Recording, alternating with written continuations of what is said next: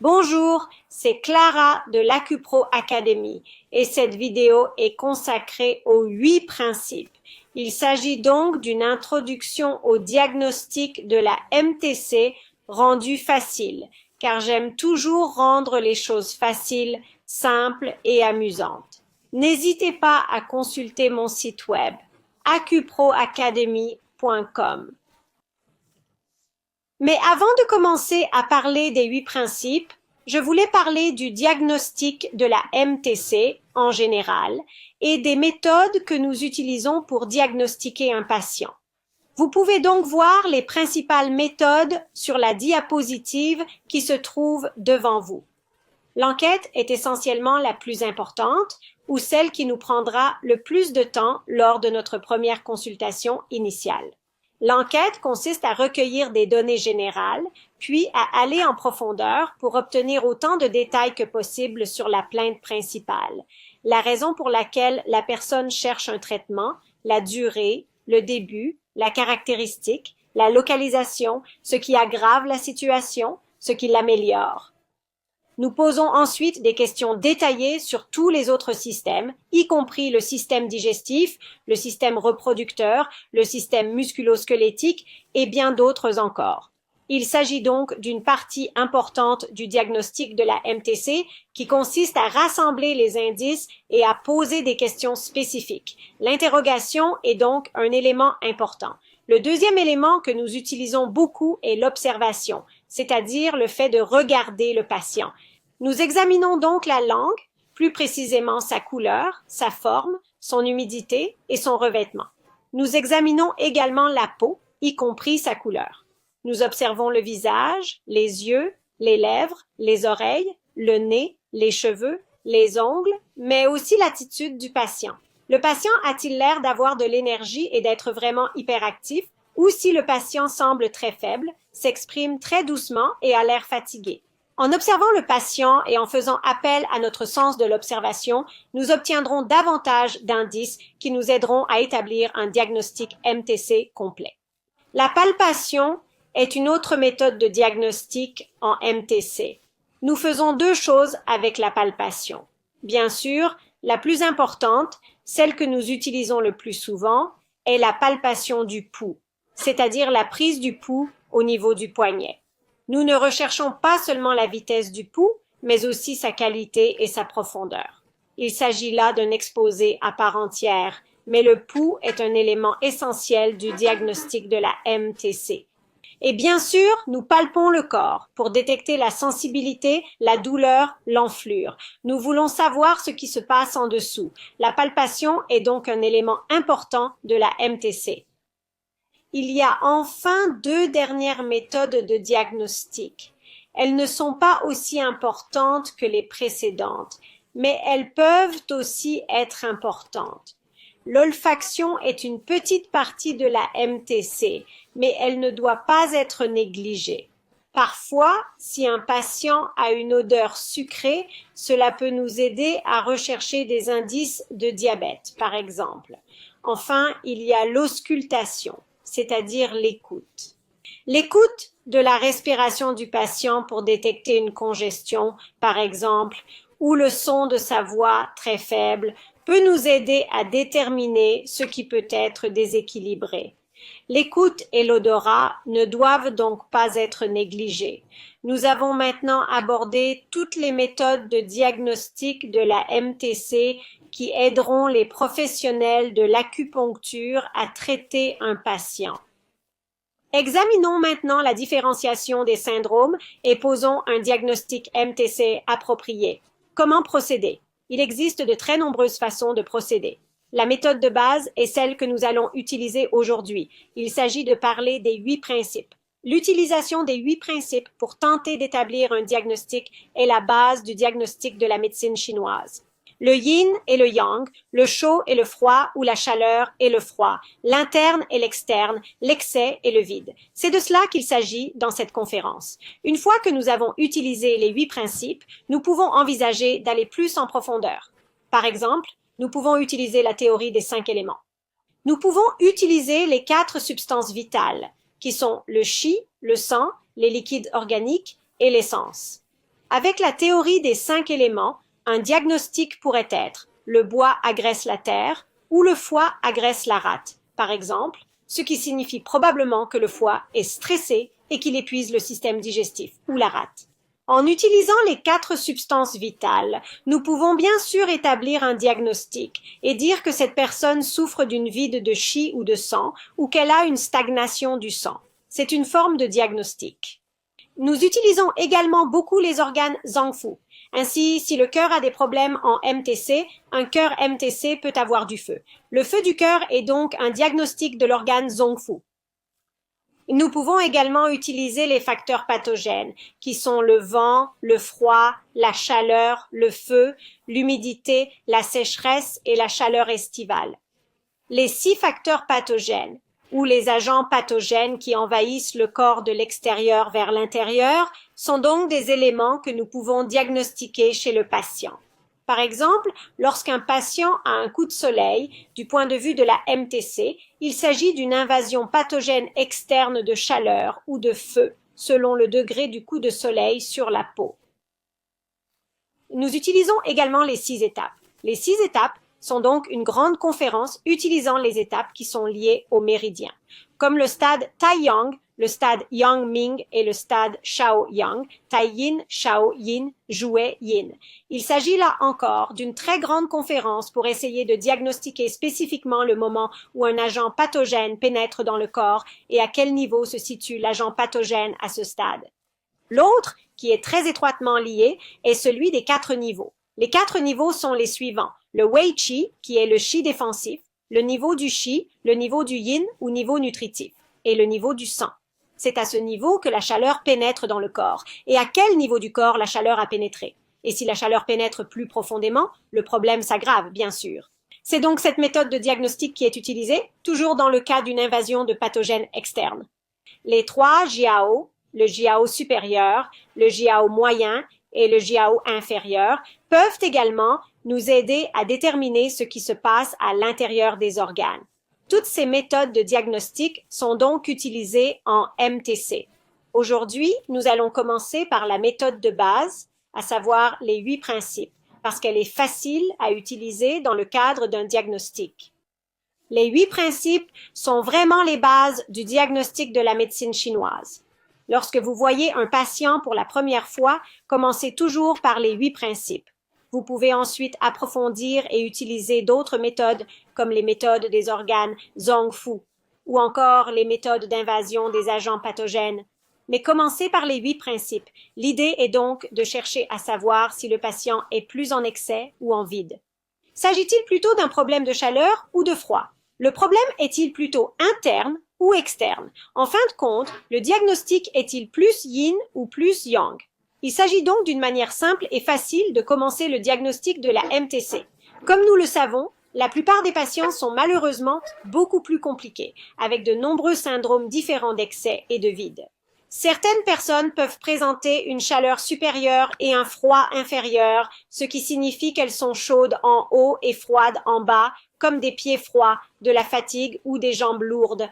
En haut, elles ne peuvent pas dormir, elles ont des bouffées de chaleur, elles sont irritables, il y a beaucoup de chaleur en haut, mais il y a certainement du froid en bas. Ce que je viens de décrire est un syndrome plus compliqué, n'est-ce pas?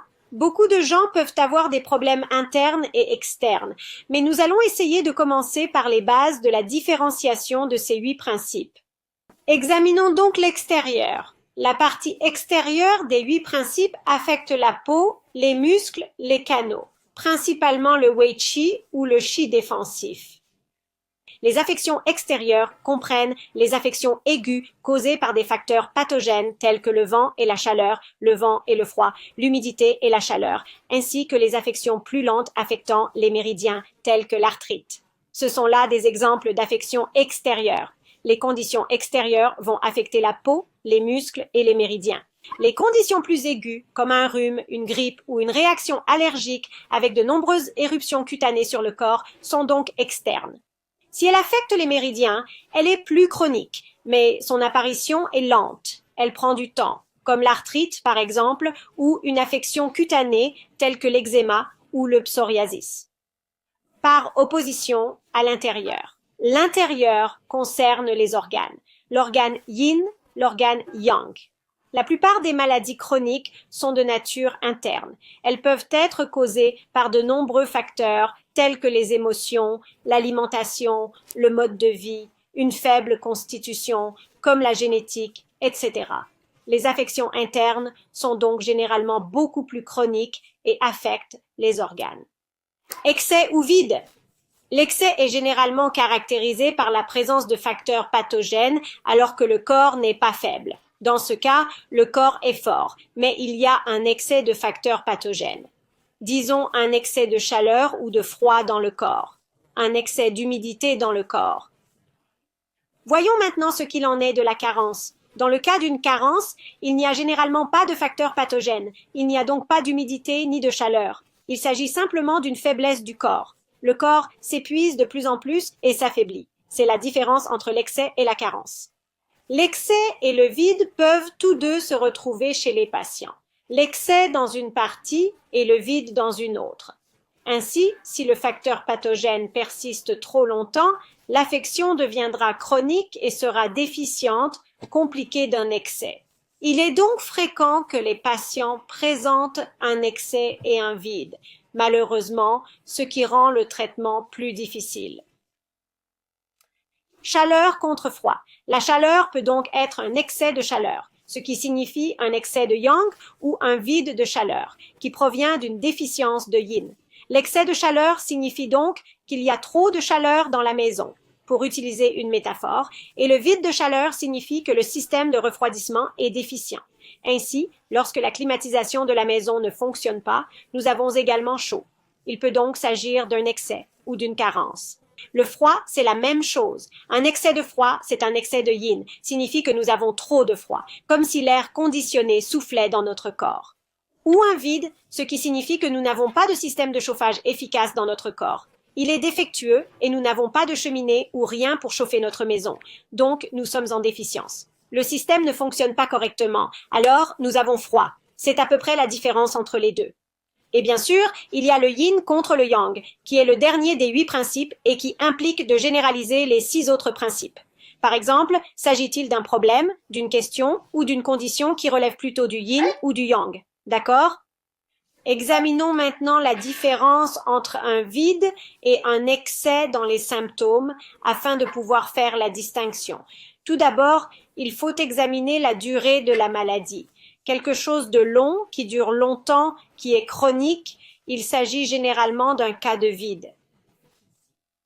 Et l'excès est généralement plus court et plus aigu. Cela signifie-t-il que toutes les conditions d'excès sont aiguës? Non. Nous comparons simplement l'aigu au chronique et le long au court. Il est important de souligner qu'une personne peut souffrir d'un excès chronique, comme un excès de chaleur dans le corps ou un excès d'humidité, mais nous ne faisons que comparer deux choses, le chronique et l'aigu. L'état chronique est plutôt un vide et l'état aigu est plutôt un excès. En général, une personne carencée est plus faible, elle est plus fatiguée, plus affaiblie. Quelqu'un qui est en excès est plus fort, hyperactif, a beaucoup d'énergie et peut-être même trop d'énergie. Une personne fatiguée ou déficiente est fatiguée, c'est-à-dire qu'elle a du mal à se concentrer et qu'elle est fatiguée, aussi bien mentalement que physiquement. Une personne en excès est très agitée mentalement et il lui est très difficile de dormir, car elle est très agitée. Une personne déficiente aura une voix très faible avec peu ou pas d'énergie. Il faut un effort pour parler. Une voix faible et basse est donc une carence. À l'inverse, une personne qui a une voix forte et sonore signifie qu'il y a un excès. Quelqu'un qui parle très fort tout le temps, c'est un excès. Pouvez-vous dire lequel des deux je suis? Si l'on considère la douleur déficiente est généralement plus sourde, elle n'est pas aussi grave, c'est juste une douleur. Ces personnes adorent les massages. Si vous les frictionnez ou les massez, elles adorent cela parce que ce n'est qu'une douleur. À l'inverse, une personne qui a un excès ne veut pas être touchée. La douleur est très forte. Elle est vraiment lancinante et très forte. Et le fait de la toucher ne fait qu'empirer les choses. Cela vous donne une idée de la différence entre les deux. Pour le pouls, une personne déficiente aura un pouls faible, mince, parfois profond. Le pouls n'aura donc aucune force, il sera très faible, très mince et probablement profond dans certains cas en fonction de la déficience. À l'inverse, un pouls excessif est très fort. Il est plein, il est puissant, il pousse contre vos doigts, il est donc grand, il est large. Voilà donc les différences entre les symptômes d'excès et de vide pour nous aider à établir un diagnostic. Il s'agit donc d'une image de l'excès de yang par rapport à un vide de yin. Il s'agit donc d'un excès par rapport à une carence, si l'on considère la chaleur elle-même, c'est-à-dire la chaleur par rapport au froid. Il s'agit donc plutôt d'un excès de yang, trop de chaleur, ou bien la climatisation ne fonctionne pas, vide du yin, ce qui signifie que votre système de refroidissement ne fonctionne pas et que vous avez toujours chaud. Ce que j'aimerais dire en regardant ces images, c'est que lorsque vous avez un excès de yang, les symptômes sont très importants. En cas de vide de yin, les symptômes sont moins importants. Je vais donc vous montrer à quoi cela ressemble lorsque nous examinons l'excès de yang par rapport au vide de yin et leurs symptômes respectifs. Donc grand par rapport à petit. Pour le visage, par exemple, quelqu'un qui a un excès de yang ou un excès de chaleur a le visage rouge. Tout le visage est rouge. En revanche, une personne qui souffre d'un vide de yin n'a que les joues rouges, c'est-à-dire qu'une petite partie du visage est rouge, pas tout le visage, c'est-à-dire le grand par rapport au petit. En ce qui concerne la soif, une personne qui a un excès de yang aime les boissons froides et va les boire à grande gorgée, alors qu'une personne qui a un vide de yin va boire des petites quantités de boissons froides fréquemment. Les deux veulent des boissons froides parce qu'ils ressentent de la chaleur, mais le vide de yin conduit à de petites gorgées fréquentes, tandis que l'excès de yang conduit à de grandes gorgées. Lorsqu'il s'agit de goût dans la bouche, les personnes en excès de yang peuvent avoir un goût amer dans la bouche, alors que les personnes souffrant d'un vide de yin n'en auront pas. Pour les personnes en excès de yang, il fait chaud tout le temps, toute la journée. À l'inverse, les personnes en vide de yin n'ont chaud qu'en fin d'après-midi, le soir et la nuit. Donc, le temps yin, la nuit, le soir, c'est le moment où la personne a chaud, alors que la personne en excès yang a chaud toute la journée. Un excès de yang se manifesterait par une forte fièvre. D'ailleurs, tout le monde ne présentera pas tous ces symptômes. S'il s'agit d'un excès de yang aigu, une personne peut avoir une forte fièvre. S'il s'agit d'un excès chronique, ce n'est probablement pas le cas. Si l'on considère la fièvre elle-même, un excès de yang provoque une forte fièvre. En revanche, un vide de yin entraîne une fièvre légère. Une fièvre légère signifie qu'ils n'ont pas vraiment beaucoup de fièvre. Leur température s'élève un peu, et spécifiquement la nuit. L'esprit est très agité en cas d'excès de yang. En cas d'un vide de yin, il est simplement plus anxieux. Il est donc difficile de l'identifier en tant que praticien. Nous ne pouvons pas nécessairement voir si une personne est anxieuse, c'est beaucoup dans son esprit. L'agitation de l'esprit liée à l'excès de yang se manifestera davantage dans le comportement de la personne et dans sa façon de se comporter. Le transit intestinal. En cas d'excès de chaleur, l'intestin est sec et il y a constipation, mais pas de douleur abdominale. Les intestins ou les selles sont volumineux et formés lorsque la personne va à la selle. En cas de vide de yin, il y aura toujours un peu de constipation, mais les selles seront certainement sèches. En cas de vide de yin, les selles seront sèches, petites et ressemblant à des cailloux, et il n'y aura pas de douleur. En cas d'excès de yang, nous pouvons avoir des saignements abondants. Ainsi, si quelqu'un a des saignements très abondants, peut-être des saignements de nez ou des saignements menstruels abondants et qu'il a constamment chaud, c'est un cas d'excès de yang. Mais s'il n'y a que de légers saignements, comme des menstruations très légères, avec une sensation de chaleur juste la nuit. Il s'agit généralement d'un vide de yin, par exemple. En ce qui concerne le sommeil, il est évident que ces personnes sont chaudes. Elles ne dormiront pas très bien. Les personnes en excès de yang ont donc un sommeil perturbé par les rêves. Il sera certainement envahi par de nombreux rêves. Des rêves vifs qui réveilleront la personne à plusieurs reprises. Dans le cas d'un vide de yin, la personne se réveille toutes les heures. Elle se retourne toute la nuit ou se réveille à 4 heures du matin. Elles n'ont pas besoin de se réveiller à 4 ou 5 heures du matin, mais elles se réveillent très tôt et ne peuvent pas se rendormir. En ce qui concerne le pouls, il s'agit là encore d'une opposition entre le grand et le petit. Ainsi, un excès de yang aura un pouls flottant s'il s'agit d'une condition aiguë. S'il ne s'agit pas d'une affection aiguë, il sera plus plein, mais quoi qu'il en soit, il sera rapide. Il est donc rapide. Si le pouls est flottant et rapide, il s'agit plutôt d'un état aigu. S'il est plein, gros, large et rapide, il s'agit plutôt d'un état chronique. La personne souffrant d'un vide de yin est atteinte d'une maladie chronique. Le pouls sera donc également rapide, mais fin. Le pouls sera très fin sous les doigts. La langue. Là encore, les symptômes majeurs s'opposent aux symptômes plus subtils. La langue sera rouge dans les deux cas, mais l'excès de yang aura un enduit jaune sur le dessus de la langue, contrairement au vide de yin qui n'aura pas d'enduit. En cas de vide de yin, la langue est pelée et très fine. Il n'y a donc pas d'enduit, la langue est lisse et il y a parfois des fissures. Traitement. Pour les traitements, il est important de différencier la chaleur provenant soit d'un excès, soit d'un vide. Le traitement de l'excès de chaleur est le suivant. Nous devons l'évacuer, car il y en a trop. Il faut s'en débarrasser. Il faut donc évacuer la chaleur en utilisant des points d'acupuncture comme l'estomac 44, le gros intestin 11. En cas de vide de yin, il faut nourrir le yin. Nous voulons essayer d'éliminer un peu la chaleur déficiente, mais nourrir le yin. Nous voulons essayer de le fixer, de le réparer. On peut donc utiliser des points d'acupuncture comme le rein 3 ou le rein 6 ou le rein 7 ou la rate 6 pour les vides de yin. Si vous aimez mes illustrations, vous allez adorer mon livre Médecine chinoise simplifiée, un guide illustré sur la MTC. Le lien se trouve ci-dessous.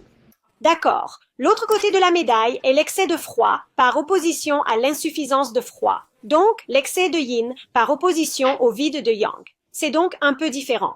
Dans la dernière diapositive, nous avons parlé de la chaleur et de l'opposition entre l'excès et le vide. Mais lorsqu'il s'agit de l'excès de yin par rapport au vide de yang, les symptômes se manifestent plutôt par la douleur pour l'excès par opposition à la faiblesse pour le vide. C'est donc très différent si l'on considère les symptômes en tant que tels. Examinons donc les symptômes eux-mêmes. L'excès de yin peut être comparé à trop d'air conditionné dans votre maison, tandis que le vide de yang signifie que vous n'avez pas assez de chaleur dans votre maison et que vous êtes gelé parce qu'il fait froid et qu'il n'y a pas de système de chauffage. Donc, en regardant le visage, quand quelqu'un a un excès de froid, cela signifie que le froid fige et arrête la circulation sanguine. C'est comme un glaçon que le sang ne peut pas traverser. Ainsi, lorsque nous avons un excès de froid, cela crée généralement une stagnation du sang. S'il y a stagnation du sang, la couleur sera violacée. Donc, en cas d'excès de yin, le visage aura une coloration bleu-violacée, les lèvres seront bleu-violacées ou un cercle sous les yeux apparaîtra d'un bleu plus violacé. Il s'agit d'un excès de yin pour le visage lui-même. À l'inverse, chez les personnes souffrant d'un vide de yang, il n'y a pas non plus de circulation suffisante pour déplacer les fluides à cause d'un manque de chaleur. Les fluides s'arrêtent donc de bouger et la circulation ralentit. C'est ainsi que le vide de yang se manifeste par un manque de chaleur. Le visage est très pâle, pas de feu, donc très pâle. La personne est ensuite bouffie parce qu'elle fait de la rétention d'eau, les fluides ne circulant pas correctement. Ainsi, un excès de yin se traduira par une douleur aiguë, forte et lancinante. Quelle que soit la localisation de cette douleur, elle sera locale. Et la douleur s'aggravera avec la pression, de sorte que la personne n'aimera pas la pression. Par contre, dans le cas d'un vide de yang, si la personne ressent une douleur, ce sera une douleur très légère. Par exemple, une douleur dans le bas du dos qui s'améliore après un massage et un peu de chaleur. L'excès de yin se traduit par des douleurs menstruelles très vives ou des crampes, la personne ne voulant pas être touchée. Elle n'aime pas la pression et ne veut donc pas être touchée. Ou bien une personne souffre de douleurs dans les fessiers à cause d'une sciatique et c'est pire avec la pression. Elle ne veut pas être massée parce qu'elle se sentirait encore plus mal. La chaleur est toujours bénéfique, mais il s'agit d'une douleur locale, aiguë, douloureuse, lancinante. Lorsqu'il s'agit d'aller à la selle, les personnes en excès de yin se sentent certainement mieux après être allées à la selle. C'est comme si elles éprouvaient un soulagement. En revanche, les personnes souffrant d'un vide de yang se sentent généralement fatiguées après être allées à la selle et ont tendance à avoir des selles plus molles ou de la diarrhée. après être allées à la selle, elles ressentent donc le besoin de se reposer et de s'asseoir parce que c'était très fatigant. L'excès de yin se manifeste par plus de douleur, tandis que le vide de yang se caractérise par plus de faiblesse. Donc, la sensation de froid. Bien sûr, les deux personnes peuvent avoir froid. Pour l'excès de yin, s'il s'agit d'une condition aiguë, comme les engelures ou l'hypothermie, il y a invasion de froid et la personne ne peut pas se réchauffer. Il s'agit d'une invasion de froid et la personne ne peut pas se réchauffer. Il lui est très difficile de se réchauffer. Il peut y avoir une maladie chronique comme le froid local, disons la sciatique, et la zone est vraiment froide au toucher. Disons que la sciatique se situe au niveau des fessiers, qu'elle est très froide au toucher et que la personne a l'impression de ne pas pouvoir se réchauffer. C'est un exemple d'excès de yin. S'il s'agit d'un vide de yang, la personne ressentira constamment du froid dans tout le corps. Ce n'est pas seulement localisé, ce n'est pas comme les engelures, qui sont très localisées, ou la sciatique, qui est également localisée. Elle touche tout le corps. Ils ont froid, mais si vous les mettez dans un sauna ou si vous leur donnez des vêtements chauds et que vous les couvrez de couvertures, ils se réchauffent. Il est donc facile pour eux de se réchauffer. Il leur suffit de s'emmitoufler. À l'inverse d'une personne ayant un excès de yin qui est très difficile à réchauffer et dont la zone froide est localisée. L'esprit, ainsi, une personne en excès de yin se frustre très facilement car elle est stagnante, bloquée. Le froid fige et arrête la circulation sanguine. Une personne en vide de yang n'a pas de feu. Donc, mentalement, elle se sent plutôt molle. Elle peut certainement se sentir déprimée à un moment donné, sans aucune énergie. En ce qui concerne le sommeil, les personnes excessivement yin dorment très bien. Elles n'ont aucun problème tant qu'elles ont chaud, en particulier si leurs mains et leurs orteils sont chauds, elles se sentent bien. Si elles ont froid à un endroit précis, comme les orteils ou les doigts, c'est plus difficile pour elles. Les personnes avec un vide de yang veulent dormir tout le temps parce qu'elles n'ont pas de feu, pas de chaleur. Elles veulent donc se recroqueviller, s'allonger dans leur lit et dormir tout le temps. Nous devons leur redonner du feu. Le pouls. Les personnes ayant un excès de yin auront un pouls serré parce que tout est congestionné et stagnant. S'il s'agit d'une affection aiguë, comme l'hypothermie ou les engelures, le pouls sera flottant. S'il ne s'agit pas d'une affection aiguë, s'il s'agit d'une sciatique chronique ou d'une douleur menstruelle chronique qui s'améliore avec la chaleur, le pouls sera tendu mais pas flottant. En ce qui concerne le vide de yang contre l'absence de feu, le pouls est très profond, très faible et lent parce qu'il n'y a pas de chaleur.